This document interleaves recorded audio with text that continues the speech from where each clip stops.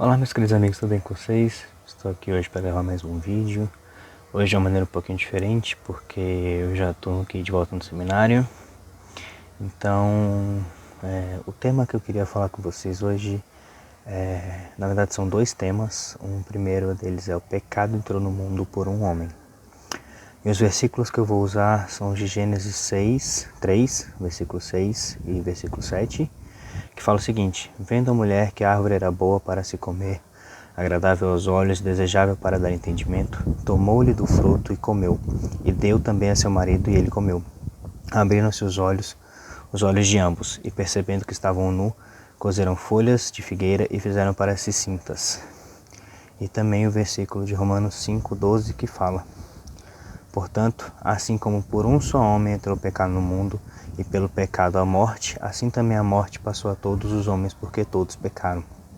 Bom, o texto de Gênesis ele vai nos narrar a entrada do pecado no mundo, e de Romanos mostra que a culpa não é de Eva, como é tão divulgado nos dias de hoje, e é sim do homem.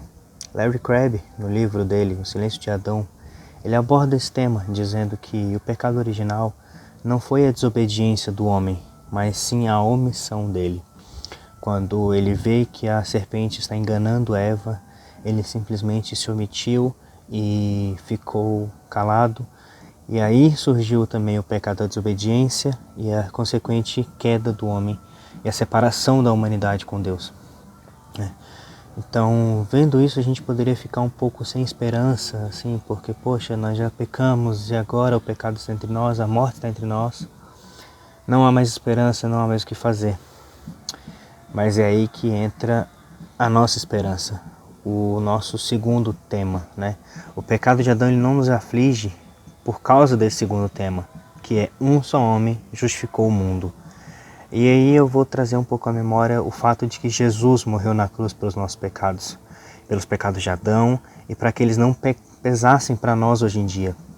E aí nós vamos voltar lá para o texto de Romanos, vamos ler os versículos 15, 17 e 19, que fala o seguinte: todavia não é assim o dom gratuito como a ofensa, porque se pela ofensa de um só morreram muitos, muito mais a graça de Deus e o dom pela graça de um só homem, Jesus Cristo, foram abundantes sobre muitos. Se pela ofensa de um e por meio de um só reinou a morte, muito mais os que recebem a abundância da graça e o dom da justiça reinarão em vida por meio de um só, a saber, Jesus Cristo. Pois assim como por uma só ofensa veio o juízo sobre todos os homens para a condenação, assim também por um só ato de justiça veio a graça sobre todos os homens para a justificação que dá vida. Porque como pela desobediência de um só homem muitos se tornaram pecadores, assim também pela obediência de um só, muitos se tornaram justos. Bom, aqui ele nos traz essa esperança, né?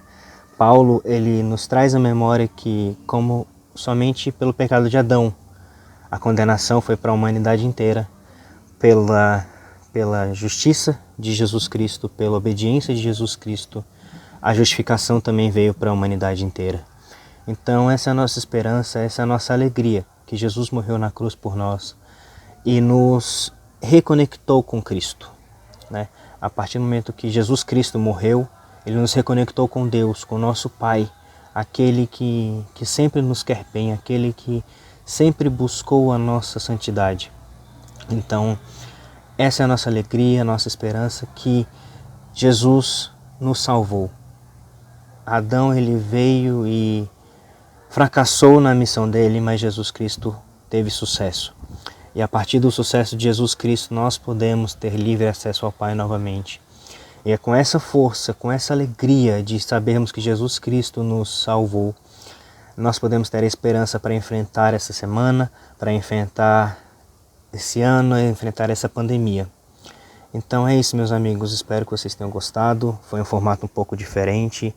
Eu ainda estou me readaptando aqui ao seminário, mas eu creio que os próximos vídeos serão melhores e é isso. E quando a gente faz para Deus, a gente busca sempre fazer o melhor, não é mesmo? Então vamos fazer o nosso melhor e a cada dia crermos que Jesus morreu e o nosso pecado foi perdoado.